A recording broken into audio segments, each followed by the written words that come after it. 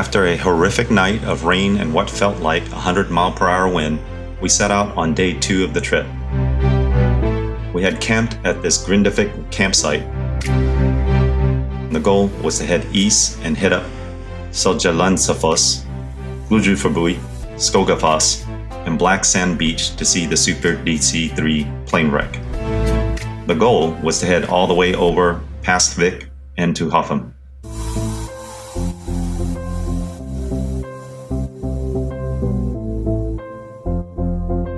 We had picked up food from a local grocery, made breakfast and coffee, and were ready to head out. From our campsite in Gljufrabui, it's an approximately 2 hours drive east before we reach our first waterfall.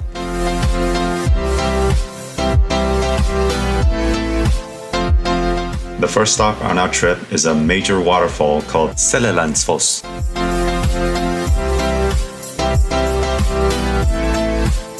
Situated on the south coast of Iceland with a drop of about 200 feet, this waterfall's close proximity to the ring road and impressive natural features makes it one of the country's most visited and famous waterfalls. Majestic and picturesque, it is one of the most photographed waterfalls in all of Iceland. The most unique feature of this waterfall is a pathway that stretches all the way around. The cliffs behind the falls can be slippery, but it is wide enough for visitors to get some great videos and pictures. You should know before entering that you'll likely get soaked. The sheer volume of water creates a mist that will drench you if you don't come prepared.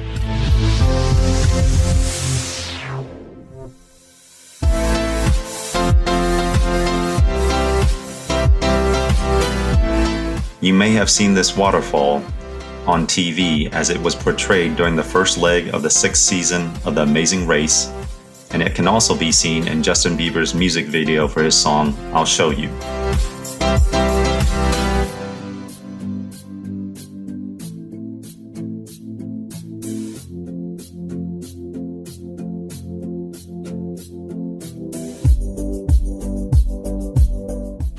After visiting Seljalandsfoss, most visitors forget and don't even notice in what I consider the most beautiful and isolated waterfall in all of Iceland, Gljufrabui. Translated into English as Canyon Dweller or Dweller of the Gorge, this waterfall is found partially hidden behind a considerable cliff which faces outwards.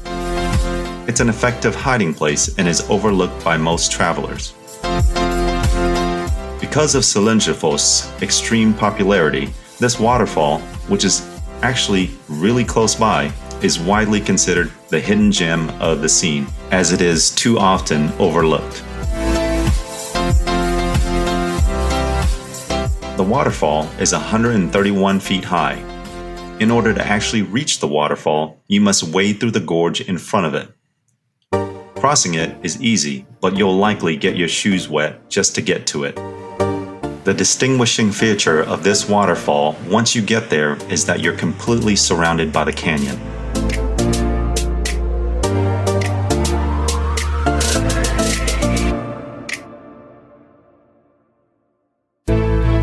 Be prepared to cover up any camera equipment that you do not want to get wet.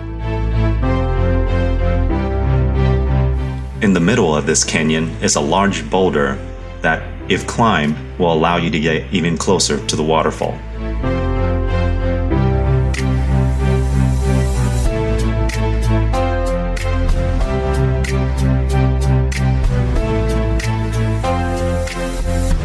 I couldn't help but be absolutely amazed by the beauty that was within this cavern.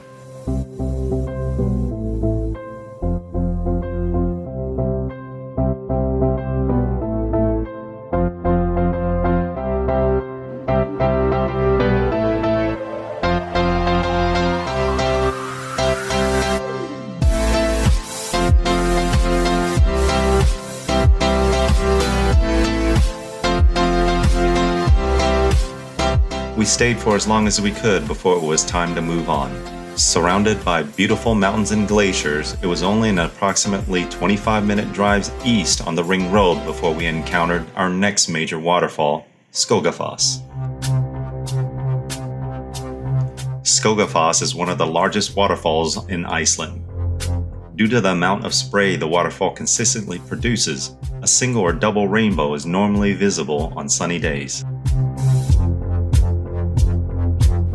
According to legend, a Viking hid his hoarded gold under the falls. Many have tried to find the chest of gold, and as the story goes, a young man almost succeeded. He tied a rope to the chest handle ring and pulled but only retrieved the ring and returned to the village with it. The ring was later used for the church door at Skogar, and the old church door ring is now in the Skogar Museum.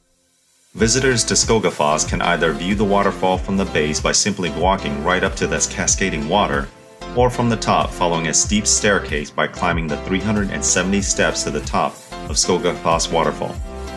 You'll be rewarded with an awe-inspiring view out over South Iceland's coastline on an observation deck. The waterfall was a location for the film of the Marvel Studios film Thor, as well as The Secret Life of Walter Mitty.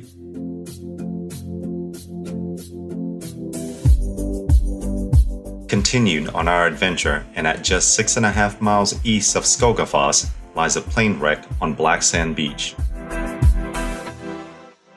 Next up on the trip is one of my favorite excursions, the abandoned Super DC-3 plane crash. If you're in good shape and you love a little hiking, then the walk from the main road to the plane is about 1 hour each way. We parked the car adjacent to the main road, and it took us about 45 minutes to hike to the plane crash. Note that there are no bathrooms along the path. There are no rocks or trees with which to hide behind should you need to go, so it's highly recommended that you use the toilet before you head out on this hike. Back in the 1970s, the US Navy was routinely flying over Iceland as part of its defense agreement, with Iceland being a NATO member. On Wednesday, November 21st of 1973, a US Navy plane, a Douglas Super DC-3, was flying from Hoffen in Iceland's east coast, carrying on board 7 crew members. At around 2 p.m., the plane was forced to make landing on icy river adjacent to the coast. And though the ice broke, the plane didn't sink. There are a few theories behind the crash, some of which included pilot error, but fortunately, everyone in the plane survived. There is an easy and straight path that leads to the plane wreck, but due to the soft sand in certain areas and stupid tourists getting their cars stuck, all vehicles are banned from this path to protect not only the flora, but also the attraction.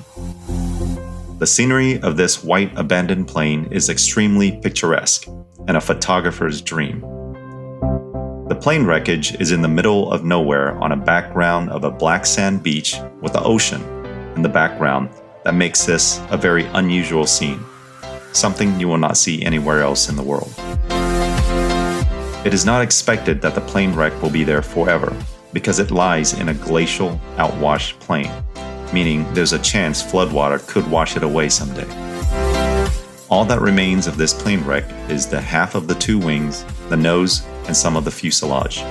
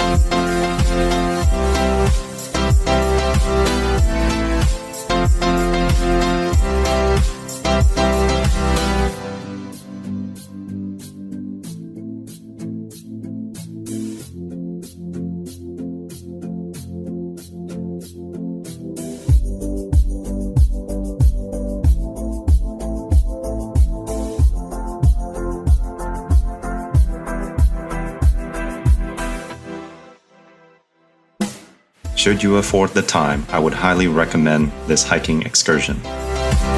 It rained and hailed on us on the trip back, and it was actually a pretty cool experience. As always, if you find this information useful or entertaining, please like and subscribe to my channel for the latest updates and adventures on JD Travels. Thanks, and keep on exploring.